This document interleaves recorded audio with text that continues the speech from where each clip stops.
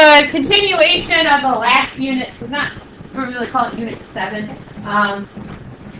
It's a continuation of unit 6. But we're going to take a look at geometry concepts in the coordinate plane.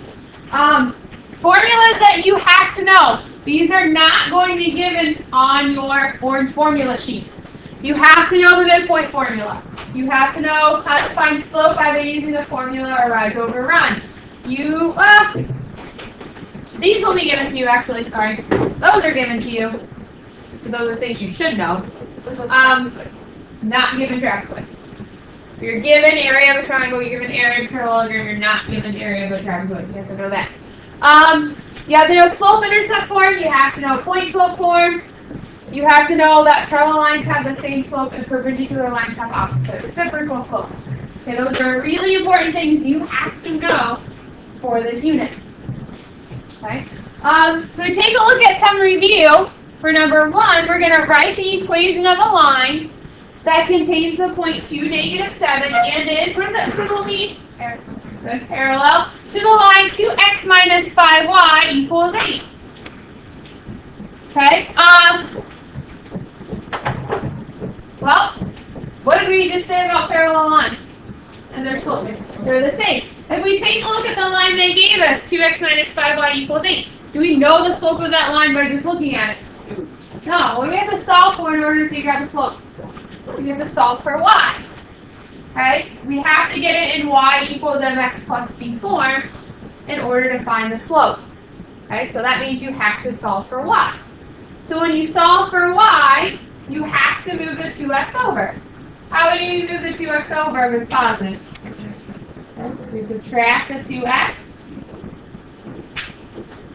Again, just jump it out in front. You can't combine the negative 2x and the 8. Because they're not like terms, so I just stick the x in front, keep it in this form. And then what do we have to do with the negative 5? We can divide everything by negative 5. So we get y is equal to, what's negative 2 over negative 5? And then a positive over a negative is a negative. So that's what these 2x minus 5y equals 8. That's the equation of that line in slope-intercept form. Which part of that equation is our slope? 2/5, the number in front of the x. So we know the slope of this line is 2/5. And we're writing the equation of a new line that's parallel. So the slope of our new line is also going to be what? 2/5. Okay, so I know my slope of my new line is 2/5. Okay, what you can do is you can use point-slope form. You use point-slope when you have the slope and a point. Okay? Our slope is 2/5. What point can we use? 7, -2. Okay? Again, x is first and a point, then y. So all you're doing is you're just taking 7 and plugging it in for x1. You're taking -2, plugging in it for y1. And then you just take your slope, plug it in for x. Okay? So, and remember, change the sign. So if this is a negative y value, when we plug it in, it's going to turn what? Positive. You switch the sign. Then you plug your slope in, and then it's x minus 7. Talk about this way at the end of the year.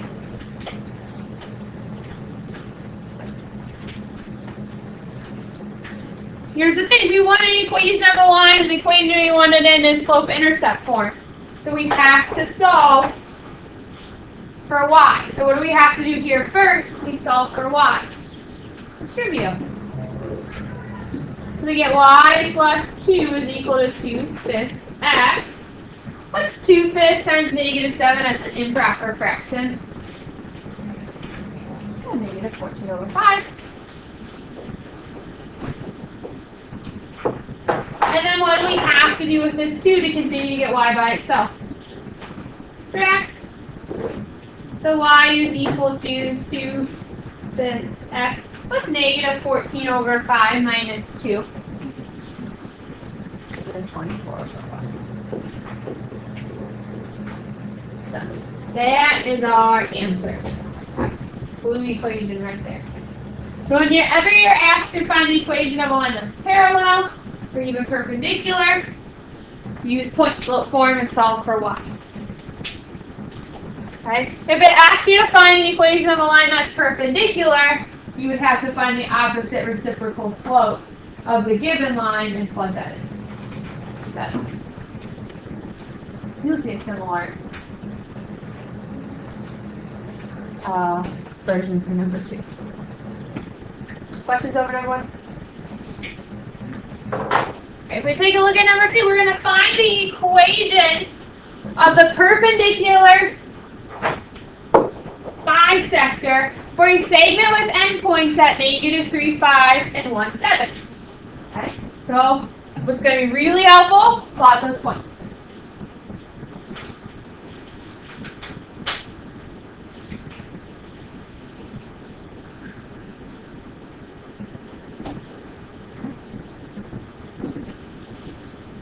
So in order for the line that we're trying to write to be a perpendicular bisector, it obviously has to be perpendicular to that line, and it also has to bisect it.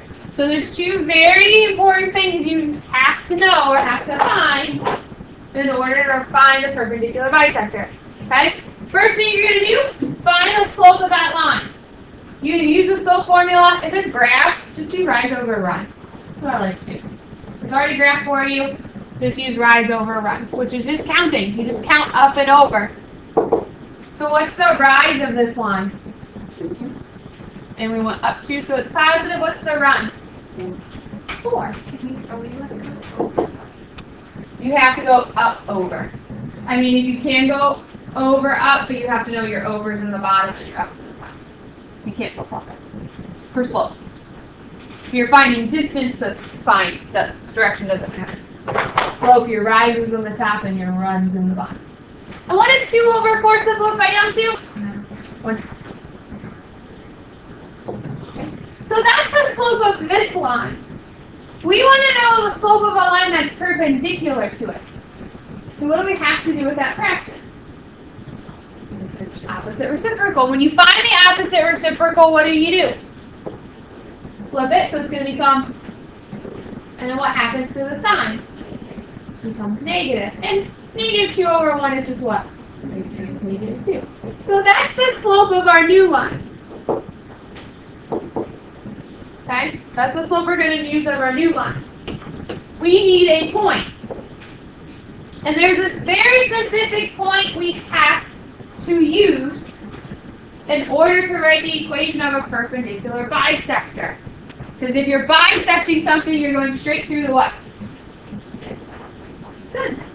Perfect. The halfway point in the middle. So what do you think we need to find to know what that point is? The midpoint. So just find the midpoint of MN. That's the point we're going to use to plug into our equation, just like we did in number 1. Well, to find the midpoint, I'm going to use the endpoints.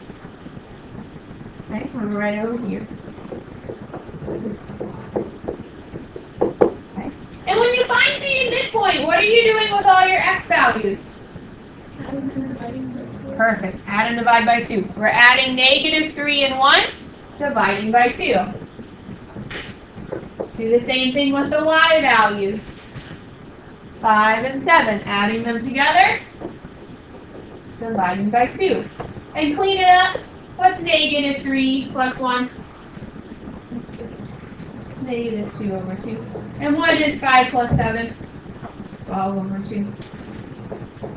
And then clean it up even more.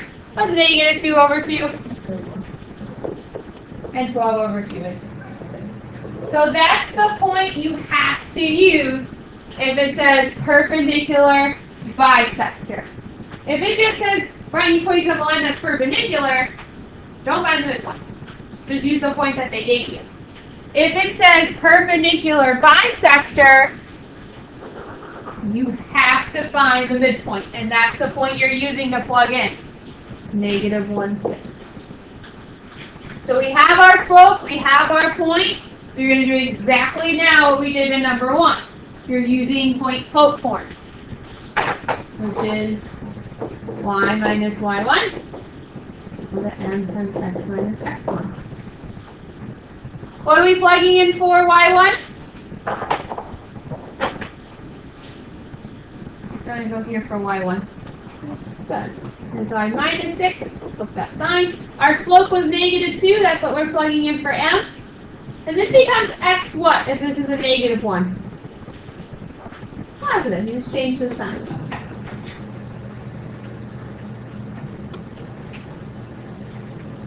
And then just solve for y, just like we did on the last problem. What do we have to do with the negative 2? We get y minus 6 is equal to negative 2x minus 2. And our very last step, move over that 6. So y is equal to negative 2x.